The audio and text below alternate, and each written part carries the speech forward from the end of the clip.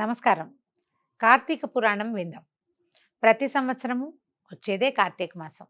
ప్రతి కార్తీక మాసంలోనూ కార్తీక పురాణాన్ని ప్రజలకు అందించాలనే సదుద్దేశంతో ప్రతి ఏటా కార్తీక పురాణం మళ్ళీ మళ్ళీ చెప్పుకుంటూనే ఉన్నాం. పురాణము వినటము ఒక మంచి అవకాశం అండి. చదవటం చాలా మంచి అవకాశం అనుకోండి. నాకు అది దొరికింది. మీరందరూ కూడా చక్కగా ప్రశాంతంగా స్థిర మనస్సుతోటి స్థిరమైన బుద్ధితోటి పురాణాన్ని విని కార్తీక మాసం తాలూకు పుణ్యాన్ని, అంటే పురాణం వినడం వల్ల దొరికే పుణ్యాన్ని అందరూ సంపాదించుకోవాలని, అందరూ హాయిగా సంతోషంగా ఉండాలని కోరికతోటి పురాణం విందాం. ఈ రోజు నుంచి మొదలు పెట్టుకుందాం. ఇవాళ నుంచి 30 రోజుల పాటు ప్రతిరోజు ఉదయమో మధ్యాహ్నమో సాయంత్రమో రాత్రో 4 పూటల్లో ఏదో ఒక పూట పురాణాన్ని తప్పనిసరిగా వినండి. అయితే మనకి పురాణ గాథలన్నీ కూడా ఒకరు ఒకరికి చెప్పిన విధంగానే వినపడతాయండి. కార్తీక పురాణం కూడా అంతే. అయితే 4 సంవత్సరాల నుంచి మనం కార్తీక పురాణం చెప్పుకుంటున్నాం కదా. కొంచెం 2-3 పుస్తకాలు మారటం వల్ల ఫ్రేమ్ ఏదో కాస్త మారినట్టు అనిపిస్తుంది. ఓవరాల్గా ఫ్రేమ్ ఒకటే ఉంటుంది.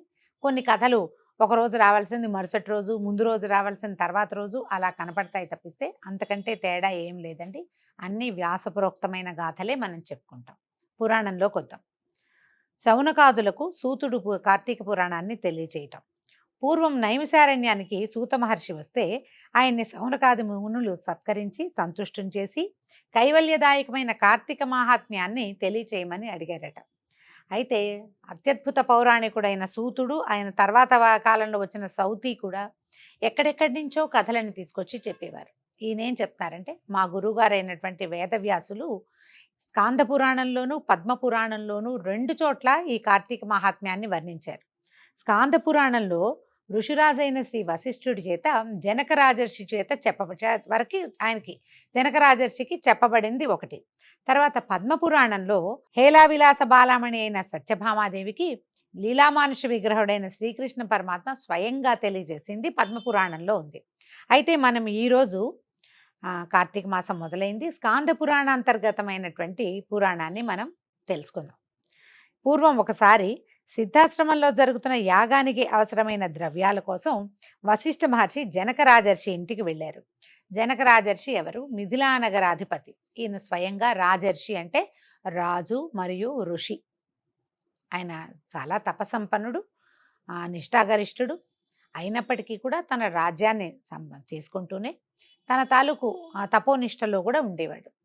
అయితే వెళ్ళినప్పుడు ఈయన తనకు చెప్పారు, మేము ఇట్లా సిద్ధాశ్రమంలో సత్రయాగం జరుగుతుంది, దానికి సామాన్లు అవి ఇవి సంభారాలు కావాలి రాజా, నువ్వే మాకు వీటిని అందించాలంటే జనక రాజర్షి దానికి ఒప్పుకొని, అయ్యా రాక వచ్చారు కాబట్టి నాకు ఏదైనా ఒక ధర్మాచరణని గురించి తెలియచేయండి. మాసాలన్నిట్లలోకి కార్తీక మాసం చాలా విశేషమైందని చెప్తారు కదా, అంతటి విశిష్టత కార్తీకానికి ఎలా కలిగింది, తర్వాత చేయగలిగినంత చేసినా కూడా పుణ్యం వస్తుందని వింటూ ఉంటాం కదా, అసలు ఏం చేయాలి కార్తీక మాసంలో, ఎంత చేస్తే ఎంత పుణ్యం వస్తుంది, కార్తీకంలో సరిగ్గా చేయకపోతే ఎలాంటి సమస్యలు వస్తాయి అనేది సవివరంగా తెలియచేయండి అని అడిగితే, ఆ ప్రశ్నలకి వినయపూర్వకమైన ఆయన ప్రవర్తనకి సంతోషించి వశిష్ఠ మహర్షి జనక రాజర్షికి ఇలా తెలియజేస్తున్నారు.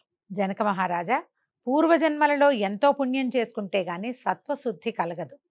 ఆ సత్వశుద్ధి కలిగిన నీ వంటి వాళ్ళకి మాత్రమే ఇటువంటి పుణ్యప్రదమైనది, వింటేనే చాలు పాపాలన్నీ అణిచివేసేది అయినటువంటి కార్తీక మహాత్మ్యాన్ని వినాలనే కోరిక కలుగుతుంది. విశ్వశ్రేయస్సుని దృష్టిలో ఉంచుకుని నీవడిగిన సంగతులు చెప్తాను విను. కార్తీక మాసంలో సూర్యుడు తులా సంక్రమణంలో ఉండగా ఆచరించేటువంటి స్నాన దాన జప పూజాదులు విశేష ఫలితాన్ని ఇస్తాయని తెలుసుకో. ఈ కార్తీక వ్రతాన్ని తులా సంక్రమణాదిగా కానీ శుద్ధపాడ్యం నుంచి కానీ ప్రారంభించాలి. మనం శుద్ధపాడ్యం నుంచే ప్రారంభిస్తాం. ఆశ్వేజ అమావాస్య వెళ్ళగానే మరుసటి రోజు నుంచి దీపావళి పండగ వెళ్ళటము మన కార్తీక మాసం ప్రారంభం. అయితే తులా సంక్రమణం అని ప్రత్యేకంగా చెప్పారు, ప్రతిసారి వినపడుతుంది కదా, ఈ మాటకి కొంచెం వివరించుకుందాం. మన తిథులన్నీ ఎలా నడుస్తాయి? చాంద్రమాన ప్రకారం చెప్పుకుంటాం కదా. స్వస్తి శ్రీ చాంద్రమానైనా అంటాం. చాంద్రమానం అంటే చంద్రుని యొక్క కొలతతోటి నడుస్తాయి మన నెలలు. కానీ మనం సూర్యుడి కొలత కూడా ఒకటి ఆచరిస్తాం, అందరికీ జ్ఞాపకం ఉంటుంది. ధను సంక్రమణము, మకర సంక్రమణము, ఈ 2 విశేషంగా చేస్తాం మనం. ఏమిటి ఈ సంక్రమణం అంటే, రవి సంక్రాంతి అంటారు. రవి సంక్రమణం. సూర్యుడు 12 రాసుల్లోంచి ఒక రాశి నుంచి ఒక రాశిలోకి మారుతూ ఉంటాడు. ప్రతి నెల ఈ మార్పు జరుగుతుంది. రవి సంక్రమణం, రవి సంక్రాంతి అని రాస్తారు. ఒక సంక్రాంతిని, మకర సంక్రాంతి మనం పండగగా చేసుకుంటాం. అది పెద్ద పండుగ. ఎందుకంటే అప్పుడు ఉత్తరాయణం వస్తుంది కాబట్టి, దక్షిణాయనం నుంచి ఉత్తరాయణం వస్తుంది. దేవతల తాలూకు వేకువ కాలం కాబట్టి మనం ఇప్పుడు పండగ చేసుకుంటాం. దానికి ముందు వచ్చిన ధను సంక్రమణానికి ఏం చేస్తాం? నెలగంటు పెట్టి అప్పటి నుంచి గొబ్బిళ్ళు పెట్టడము, తర్వాత గోదాదేవికి పాసురాలు, గోదాదేవి చెప్పిన పాసురాలు చదివి శ్రీరంగనాథుడిని మేల్కొల్పటము, విష్ణు సేవ విశేషంగా చేసుకుంటాం. మార్గశీర్షంలో మార్గళి అంటాం. ధను సంక్రమణం చేస్తాం కదా. ఈ 2 సంక్రమణాలు కాకుండా ముందు జరిగే సంక్రమణాల్లో ఈ తులా సంక్రమణం గురించి చెప్తున్నారు. సాధారణంగా సంక్రమణాలు ఎప్పుడు కూడా మన డేట్స్ ప్రకారం నెలలో 15, 16, 17 ఆ తారీఖుల్లోనే ఉంటుందండి. మీరు గమనించండి, సంక్రాంతి పండగ ఎప్పుడు 15, 16 తారీఖుల్లోనే వస్తుంది. ఎందుకంటే ఎందుకు? సూర్యుడు ఆ ప్రకారంగా మారతాడు కాబట్టి. సూర్యుడు ఇలాగ సంక్రమణం చెంది తులలోకి ప్రవేశించంగానే గంగానది ద్రవరూపిగా జలాలన్ని చోట్ల ఉంటుందట. మామూలుగా గంగ ఎక్కడుంది? నార్త్ ఇండియాలో ఉంది. కానీ మొత్తం భూమి మీద ఉన్న అన్ని జలాలలోనూ ద్రవరూప గంగ నిలబడి ఉంటుంది. సర్వవ్యాపకుడైన విష్ణువు జలాంతర్గతుడుగా ఉంటాడు ఇప్పుడు. అందుకని ఈ తులలో ఉండగా నువ్వు స్నానం చెయ్యి, అది నీకు విశేషమైన ఫలితం ఇస్తుంది అని చెప్తారు. మనకేం లేదండి, కార్తీక స్నానమే మన మెయిన్. కార్తీకంలో చేసేటువంటి సముద్ర స్నానం. సముద్రంలో కూడా విష్ణు ఉంటాడు ఈ కాలంలో. అందుకని ఇది చెప్తారనమాట. అయితే కార్తీక దామోదర ప్రీత్యర్థమే మనం ఈ వ్రతం చేస్తున్నామని చెప్పుకోవాలి. ప్రతి మాసానికి ఒక అధిదైవతం ఉంటాడు. కార్తీక మాసానికి అధిదైవము దామోదరుడు. కార్తీక దామోదర ప్రీత్యర్థం శివారాధనం కరిష్యే, రుద్రాభిషేకం కరిష్యే అని చెప్పుకోవటమే. స్నానం కూడా కార్తీక దామోదర ప్రీత్యర్థం స్నానం చేస్తున్నాము, ఇదే చెప్పుకోవాలి మంత్రంలో. అయితే నా వ్రతాన్ని నిర్విఘ్నంగా పూర్తి చేయు అని కార్తీక దామోదరుడికి నమస్కారం చేసుకుని కావేరీ నదిలో స్నానం చేస్తే విశేషమైన ఫలితం. కావేరి ప్రత్యేకంగా చెప్పబడుతుందండి. మనకు అందుబాటులో లేదు, తమిళనాడు వెళ్ళాలి. మనకి ఏ నది ఉంటే ఆ నదిలో చేయొచ్చు. ఈ గంగా ఉంటుందని చెప్పుకున్నాం కదా అన్ని చోట్ల. దీన్ని ఎట్లా శ్రద్ధగా స్నానం చేయాలి. సమంత్రక స్నానం విశేషమైన ఫలితం ఇస్తుందని చెప్తున్నారు. బ్రాహ్మడైన వాడు ఏం చేయాలో పురాణంలో ప్రత్యేకంగా చెప్పబడిందండి. బ్రాహ్మడు స్నానం ఎలా చేయాలి, వీళ్ళు ఏం చేయాలి? మంత్రయుక్తంగా భైరవాగ్ని తీసుకుని మొలలోటు తోతు నీళ్లలో నిలబడి స్నానం చేయాలి. దేవతలకి, ఋషులకి, పితరులకి అందరికీ తర్పణాలు విడవాలి. అఘమర్షణ మంత్రజపంతో బొటనవేలుతో నీటిని ఇట్లా చేయాలట, కెలకాలట. 3 దోసెళ్ల నీరు బయటికి విసరాలి నదిలో ఇంచి. తర్వాత బయటకు వచ్చి తడిసిపోయిన బట్టలు పిండుకుని దాన్ని యమతర్పణం లేదా యక్షతర్పణం అంటారు. తర్వాత శుభ్రమైన బట్టలు ధరించి తెల్లటి వస్త్రాలు అయితే చాలా మంచిదట. తర్వాత రూపం ధరించడం. వైష్ణవులైతే తిరునామం తీర్చిదిద్దుకోవటం, ద్వాదశ పుండ్రాలు. శైవులు శివారాధన చేసుకునే వాళ్ళైతే విభూది పుండ్రాలు 12 భాగాలలో ధరించాలంటారు. 12 ద్వాదశ పుండ్రాలు అని చెప్తారు.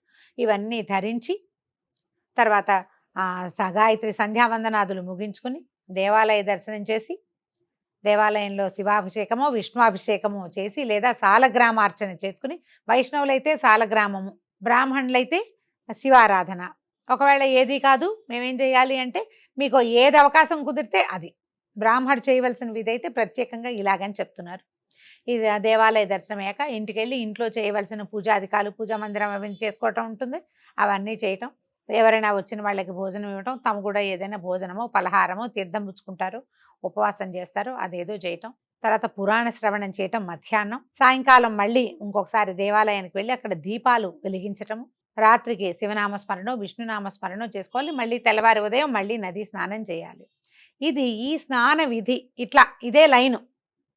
ఇందులో దేవాలయానికి వెళ్ళటం, పొద్దున్నే స్నానం చేయటం, దేవాలయానికి వెళ్ళటం, పురాణ శ్రవణం చేయటం, దీపం పెట్టటం. ఈ 4 ముఖ్యమైన విధులు. దీంట్లో వైశ్వదేవం చేయటం అని చెప్తారు. ఎవరికైనా భోజనం పెట్టడం అంటే దానం చేయటం, అది కూడా విధి ఉంది. ఈ విధులని ఎవరైనా పాటించవచ్చు. ఇందులో మళ్ళీ వర్ణాశ్రమ లింగ వయోభేదరహితంగా, అంటే వర్ణం కులాలు అవి లేవండి, ఆశ్రమాలు లేవు, లింగం లేదు, వయోభేదం లేదు, ఆడ మగ తేడా లేదండి, చిన్నపిల్లలు పెద్దవాళ్ళు వృద్ధులు తేడా లేదు. ఎవరైనా సరే ఈ విధానంలో ఆచరిస్తే వాళ్ళకి వాళ్ళు మోక్షార్హులు కావటం నిశ్చయంగా చెప్పబడింది. తనంతట తను చేయలేకపోయినా ఎవరైనా చేస్తూ ఉండగా చూస్తే, ఎవరో అభిషేకం చేసుకుంటున్నారు, ఓ నిమిషం నిలబడి దండం పెట్టుకున్నాం, ఫలితం లభిస్తుంది. నువ్వు ఆ దారిన వెళ్తున్నావు, ఎవరో నీళ్ళలో మునిగి స్నానం చేస్తున్నారు. అబ్బా! కార్తీక మాసం కదా, వీళ్ళు పొద్దున్నే స్నానం చేస్తున్నారు అని ఒక మంచి భావం కనుక నీ లోపల కలిగినా నీకు ఫలితం లభించినట్టే. ఎవరైనా ఉపవాసం ఉంటే ఎందుకొచ్చిన ఉపవాసాలండి ఇలాంటివి అనకూడదు. ఆ ఉపవాసమా, ఇగో ఈ అరటిపండు తినండి అని చేతిలో పెట్టు, ఫలితం లభిస్తుంది. ఎవరైనా దానం చేస్తే పుచ్చుకో, లేదా దానం చేస్తున్నామని చెబితే సంతోషించాలి. అలా చేసినా కూడా ఆ రోజు చేసిన పాపాన్ని మనం పోగొట్టుకోగలుగుతాం. అంటే మనమేమి కార్తీక మాసానికి కావాల్సినవి చేయలేకపోయినా, చేసిన వాళ్ళని చూసినా విమర్శించకుండా ఉంటే గనక మన పాపం పోవటం నిశ్చయంగా చెప్పబడింది. అయితే మనోవాక్కాయాల ద్వారా చేయబడిన సర్వపాపాలని హరింపజేసే కార్తీక మహాత్మ్యాన్ని ఈ శ్రద్ధగా వింటే చాలు మనం పోగొట్టుకుంటాం. దాన్ని వినమంటున్నాడు. ఈ నెలలో శివప్రీతిగా సోమవార వ్రతం ఆచరించేవాడు తప్పనిసరిగా కైలాసాన్ని చేరుకుంటాడు. కార్తీక మాసంలో వచ్చే ఏ సోమవారమైనా సరే స్నాన జపాదుల్ని ఆచరిస్తే 1000 అశ్వమేధాల ఫలితాన్ని పొందుతాడట.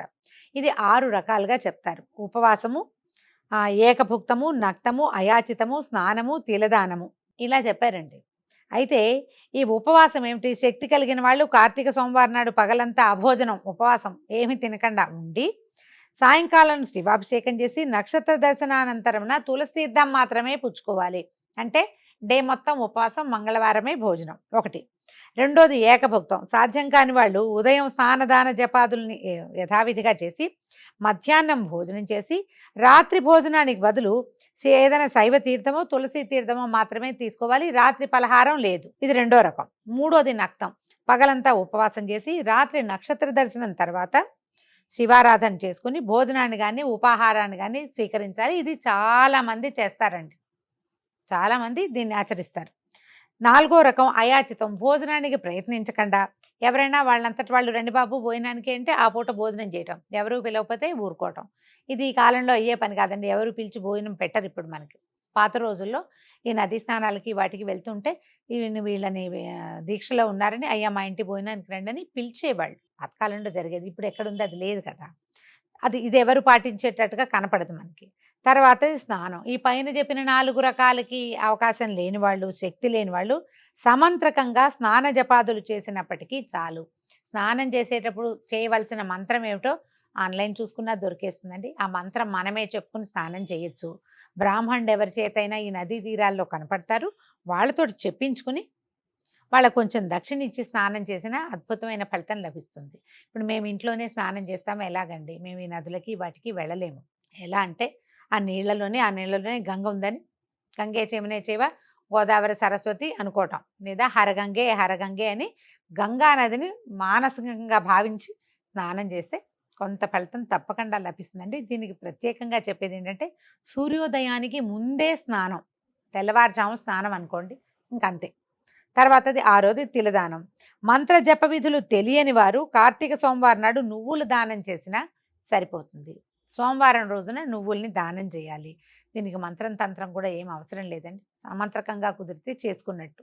లేకపోతే నువ్వులతోటి ఏదైనా తీయని పదార్థం, నువ్వులు పాకం పట్టడము, నువ్వులు చిక్కీ చేయటము, నువ్వులు దంచి బెల్లం కలిపి చిమ్మిరి లాంటిది చేసి నలుగురికి పంచినా కూడా మీకు కార్తీక సోమవార వ్రతం చేసిన ఫలితం లభిస్తుందట. ఈ పైన చెప్పిన 6 పద్ధతుల్లో దేన్ని ఆచరించినా కార్తీక సోమవార వ్రతం చేసినట్లే అవుతుంది. కానీ తెలుసుండి కూడా ఏ ఒక్కదాన్ని ఆచరించిన వాళ్ళు 8 యుగాల పాటు కుంభీపాక రౌరవాది నరకాల్ని పొందుతారని ఆర్షవాక్యం చెప్పబడింది. పెద్దవాళ్ళు చెప్తున్నారు, నరకం వస్తుందట మనకి. ఈ వ్రతాచరణ వల్ల అనాథలు, స్త్రీలు కూడా విష్ణు సాయుధ్యాన్ని, భగవత్ సాయుధ్యాన్ని పొందుతారు. మామూలుగా స్త్రీలకి తపస్సు చేసే అవకాశం ఉండదు, సాయుధ్యముక్తి లభించదని కొన్ని కథల్లో చెప్పబడుతుందండి. కానీ కార్తీకంలో చేసిన వాళ్ళకి విష్ణు సాయుధ్యం కానీ శివ సాయుధ్యాన్ని కానీ పొందగలుగుతారు. కార్తీకంలో వచ్చే ప్రతి సోమవారం నాడు కూడా పగలు ఉపవాసం చేసి రాత్రి నక్షత్ర దర్శనానంతరం మాత్రమే భోజనం చేస్తూ రోజంతా ఎవరితోటి కొట్లాటలకి, పోట్లాటలకి, వాదులాటలకి దిక్కండా భగవద్ధ్యానాన్ని మాత్రమే చేసేవాళ్ళు తప్పకుండా శివ సాయుధ్యాన్ని పొందుతారు. సోమవార వ్రతాన్ని చేసేవాళ్ళు నమక చమక సహితంగా శివాభిషేకం చేయటం ప్రధానమని తెలుసుకోవాలి. మనమే నమక చమకాలు చదువుతూ అభిషేకం చేయక్కర్లేదండి. దేవాలయానికి వెళ్ళి అక్కడ మంత్రంతో అభిషేకం జరుగుతుంటే ఒక్కసారి కంటితో చూసినా కూడా ఆ అభిషేక తీర్థాన్ని పుచ్చుకున్నా కూడా మనకి అద్భుతమైన ఫలితం లభిస్తుంది. సోమవార వ్రత మహాత్మ్యాన్ని వివరించే ఒక కథని చెప్తున్నారు. పూర్వం ఒకానొక బ్రాహ్మణుడికి నిష్ఠురి అని ఒక కూతురు ఉండేదట. ఆమె పుష్టిగా, అందంగా, విలాసవంతంగా కనపడేది. అయితే ఈమెకి శిష్టమైన గుణాలు మాత్రము అబ్బలేదు. మొదటి నుంచి దురాచార పరురాలుగానే ఉండేది. ఇతరత్రా స్నేహాలు అవి ఉండేవి. అంత చెప్పిన మాట వినేది కాదు. ఆమె గుణాలను బట్టి ఆమెని కర్కశ అని పిలిచేవాళ్ళట. నిష్ఠురి పేరే మరీ నిష్ఠూరంగా ఉంది, ఈ కర్కశ మరీ భయంకరంగా ఉంది. కానీ ఈ కర్కశ పేరు పెట్టారు ఆమెకి. అయితే ఈయన ఏం చేశాడు, తండ్రి తన బాధ్యత ప్రకారం చేతులు కడుక్కోవాలి, ఏదో రకంగా పిల్లని బయటికి పంపించని మిత్రశర్మ అనే సౌరాష్ట్ర దేశానికి చెందినటువంటి, గుజరాతీ అన్నమాట సౌరాష్ట్రం అంటే, ఆ ప్రాంతానికి చెందిన ఒక బ్రాహ్మణ ఆయనకి ఇచ్చి ఈ అమ్మాయిని వివాహం చేశాడు. వివాహానంతరం కూడా ఆమె ఏమీ బుద్ధిమంతురాలుగా లేదు. భర్తని ఎప్పుడు కొట్టేది, తిట్టేదట. మాట తేడా వస్తే తిట్టేసేది, కొట్టేది కూడా. అత్తమామల్ని బాగా చూసేది కాదు. తను వెళ్ళిన చోట రకరకాల స్నేహాలు చేసేది. మగవారితో ఇతోధికమైన స్నేహాలు ఉండేవి. దాంతో ఈమె ప్రవర్తన బాగుండకపోయినా ఆమె చూపులకు అందంగా ఉండటం వల్ల, తర్వాత ఏమో ఇట్లా అగ్నిసాక్షిగా వివాహం చేసుకున్నాము, భార్యను వదిలితే పరువు తక్కువని భావించి ఆమె దుశ్చర్యలని ఆ భర్త గారు అలా పరుచుకుంటూ ఉండేవాడు. కొంతకాలం అయిన తర్వాత ఒకనాడు ఆమె స్నేహితుడు ఒక అతను ఏమన్నట్ట, ఇప్పుడు మీ ఆయన ఉండటం వల్ల తరచుగా కలుసుకోలేకపోతున్నాం, ఆయన ఎదురొస్తే మొహమాటంగా ఉంటుంది అని ఈమెను పదే పదే అనగా ఈమె రెచ్చిపోయి ఏమనుకుందట, ఈ భర్తను అడ్డు తొలగించుకుందామని ఒకనాటి రాత్రి ఆయన నిద్రపోతూ ఉంటే ఆయన నెత్తి మీద ఒక బండరాయి వేసి కొట్టి చంపేసిందట. భర్త మరణించేసరికల్లా ఆమెకు అడ్డు ఆపు లేకపోయింది. అత్త మామ ఉన్నారు కానీ వాళ్ళు ఏమనుకున్నారు, ఈమెకు బోళ్ళంత మంది స్నేహితులు ఉన్నారు, భర్తకే దిక్కు లేదు, ముసలి వాళ్ళ మన్నేం చేసేస్తుందోనని వాళ్ళేమో ఇల్లు వదిలి పారిపోయారు. ఈ ఇంట్లో అజాపజా కనుక్కునే వాళ్ళు లేరు, ప్రశ్నించే వాళ్ళు లేరు, కనీసం అజకట్టుకునే వాళ్ళు లేకపోవటం వల్ల ఈ నిష్ఠుర, ఈ కర్కశ అనే ఆవిడ విపరీతంగా పెచ్చుమీరిపోయింది. స్నేహితులు పెరిగిపోయారు. చుట్టుపక్కల ఇళ్లలో ఉండే ఇల్లాళ్ళని కూడా మాయమాటలు చెప్పి తన స్నేహితులతోటి పరిచయం చేసి వాళ్ళు కూడా గతి తప్పేలాగా చేసేది. రాను రాను ఆమె దుశ్చర్యలు చాలా మించిపోయింది. క్రమంగా వయసు పెరిగే కొంతకి ఎంతకాలం ఇలాంటివి చేయగలుగుతారు? ఒక వయసు దాటాక స్త్రీ శరీరం సడలిపోతుంది. ఇలా నానా జాతుల పురుషులతోటి కలవటం వల్ల ఆమెకి రకరకాల అనారోగ్యాలు వచ్చేసినాయి. ఒళ్ళంతా పుళ్ళుబడ్డము, ఒళ్ళంతా సడలిపోయింది, అనారోగ్యాలు మొదలైనవి. ఆమె దగ్గరకు వచ్చే స్నేహితులు కూడా తగ్గిపోయారు. ముందంతా డబ్బు సంపాదన ఉండేది, వచ్చిన వాళ్ళంతా ఇచ్చేవాళ్ళు, ఎవరినైనా తీసుకొచ్చినందుకు ఇచ్చేవాళ్ళు. ఆ డబ్బుతోటి ఈవిడ హాయిగా బతికేది. క్రమంగా ఎవరు రావడం మానేశారు. ఆమెను అసహించుకునేవాళ్ళు ప్రజలంతా. ఆమె స్నేహితులు కూడా ఆమె దగ్గరకు వచ్చేవాళ్ళు కాదు. ధనం ఎన్నాళ్ళు ఉంటుంది, రోజు సంపాదిస్తే ఉంటుంది కానీ కూడబెట్టినవి అయిపోవా. మొత్తానికి డబ్బంతా అయిపోయింది. ఈమెకి ఏం చేయాలో తెలియక ఒళ్ళంతా పుళ్ళుబడి నడి రోడ్డు మీద పడి తిరుగుతూ చివరికి ఒకనాడు ఎక్కడో పడి మరణించింది. ఆదరించే భర్త లేడు, కన్న సంతానము లేక ఆమెను ఎవ్వరూ పట్టించుకోలేదు. ఆమె శరీరాన్ని ఈ రాజభటులే తీసి మట్టిలో కలిపేశారు. అయితే యమదూతలు ఈమె జీవుణ్ణి తీసుకెళ్ళిపోయారట. అయితే యమభటులు తీసుకుపోయిన ఈమె జీవుడికి యమధర్మరాజు అనేక శిక్షలుట, ఎన్ని రకాల భయంకరమైన శిక్షలు వేశాడు. భర్తని వదిలిపెట్టి పరపురుషులని కౌగలించుకున్నందుకు చేసిన పాపానికి ఆమె చేత మండుతున్న ఇనప స్తంభాన్ని కౌగలింపచేశాడు. ఒక పెద్ద స్తంభం అంటది, కాలిపోతూ ఉంటుంది. ఆ కాలుతున్న ఇనప స్తంభాన్ని కౌగలించుకోవాలట. భర్త తల బద్దలు కొట్టినందుకు ముళ్ళ గదలతోటి ఆమె తల చిట్లేటట్టు మోదించాడు. భర్తని దూషించినందుకు, కొట్టినందుకు, తన్నినందుకు ఆమె పాదాలు పట్టుకుని కఠిన శిలల మీద బట్టలు ఉతికినట్టు బాధించాడట. సీసాన్ని కరిగించి చెవులలో పోయించాడు. కుంభీపాక నరకానికి పంపించాడు. ఆమె పాపాలకు గాను ఆమె ముందు 10 తరాల వాళ్ళు, తర్వాత 10 తరాల వాళ్ళు కూడా ఆమెతో కలిసి 21 తరాల వాళ్ళు కుంభీపాకంలో కుమిలిపోవటం మొదలుపెట్టారు. మనం చూడండి, పిల్లలు ఒక తప్పు చేస్తే వీళ్ళమ్మ సరిగ్గా పెంచలేదంటాం. మామూలు తప్పులకి ఏమిటి ఇలా పెంచారు, ఇలా వాక్యాలు వచ్చేస్తాయి. నరకంలో ఈ ప్రశ్న చాలా ఎక్కువ ఉంటుంది. ఒకళ్ళు తప్పు చేస్తే వాళ్ళ ముందు తరాల వాళ్ళకి నరకమే, వాళ్ళ తర్వాత తరాల్లో పుట్టిన వాళ్ళకి నరకాలే ఉంటాయి. అందరూ 21 తరాల వాళ్ళు కుంభీపాక నరకంలో పడి కుమిలిపోతూ ఉండేవాళ్ళట.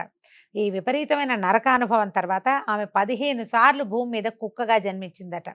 15వసారి కళింగ దేశంలో కుక్కగా పుట్టి ఒకానొక బ్రాహ్మణ గృహంలో ఉంటూ ఉండేది.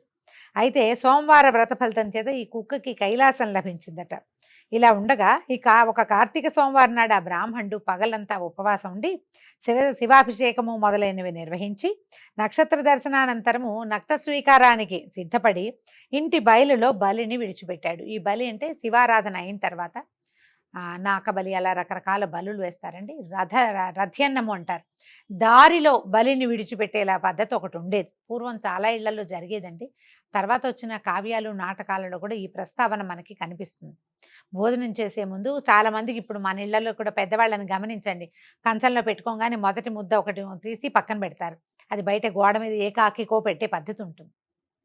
మనం అన్నం మిగిలిన తర్వాత రాత్రికి కుక్కకి పెడుతూ ఉంటాం, ఏదైనా వాకిట్లో కుక్కలు తిరుగుతూ ఉంటాయని. మొదటే అన్నాన్ని పెట్టే విధానం ఉండేదట మన దేశంలో. ఇప్పుడు కూడా మీరు గమనించండి, కొంతమంది పెద్దవాళ్ళు పెడుతూ ఉంటారు. మంచి అలవాటు అది. ఆ అన్నాన్ని ఎవరైనా చీమలో, కాకులో, పిచ్చుకలో, పిట్టలో తింటే ఇట్లా జాతుల కంటే జీవాలకి ఆహారం ఇవ్వటం వల్ల నరక బాధలు తొలుగుతాయని చెప్తారు. ఈయన ఈ బలి అన్నాన్ని తీసుకొచ్చి పెట్టేశారు కదా, ఆ రోజు సోమవారం నాడు పొద్దున్నుంచి వీధుల వెంబడి తిరుగుతూ ఆహారం లభించని ఆ కుక్క ఆ బలి అన్నాన్ని తినేసింది.